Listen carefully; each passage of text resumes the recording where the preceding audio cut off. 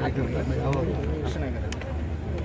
येणाऱ्या नवी मुंबई महानगरपालिकेच्या निवडणुकीच्या दृष्टीने तयारीच्या दृष्टीने ह्या मेळाव्याचं आयोजन केलं. कार्यक्रमाचा भाग आहे. खासदार म्हणून निवडून दिलेला आहे. दिल्लीमधील खासदार म्हणून जी काही कामं आहेत ती आपण करतच असतो. बरेचसे जण ठाण्यातल्या कार्यालयात येत असतात. आमचे पदाधिकारी कार्यकर्ते आमचे नगरसेवक हे लोकांच्या संपर्कात असतात. एक दिवस आपणही लोकांच्या संपर्कात येऊ, लोकांपर्यंत पोहोचू, अशा पद्धतीने कामाची पद्धत मुख्य नेते एकनाथ शिंदेसाहेब यांनी सर्व ठिकाणी स्थानिक स्वराज्याच्या संस्थाच्या ज्या काही निवडणुका आहेत महायुती म्हणून लढण्याचा निर्धार केलेला आहे. त्यातूनही जर काय आदेश असेल किंवा त्यातूनही काही वेगळे काय होत असेल तर दोन्ही पद्धतीने आम्ही निवडणुकीला तयार आहोत. आमचं पहिलं प्राधान्य आणि अजून निवडणुका जाहीर व्हायच्या बऱ्याच गोष्टी आहेत आणि आत्ता सध्या पक्षवाढीच्या दृष्टीने प्रत्येकजण बोलतच असतो की आपण आपली निवडणूक आपण वेगळे लढू, परंतु शेवटी नेते असतात, नेत्यांनी निर्णय घ्यायचा असतो.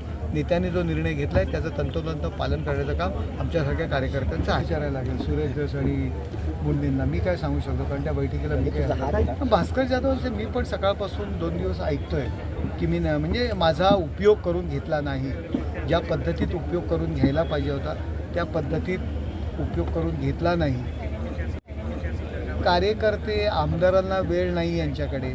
यांना राहुल गांधी आणि केजरीवाल यांना भेटण्याकरता वेळ आहे, त्यांचं दुःख सावरण्याकरता यांना वेळ आहे. त्यामुळे त्यांना घरघर लागलेली आहे. अशाच पद्धतीची घरघर लागणार. काय करणार ॲक्शन मोड काय?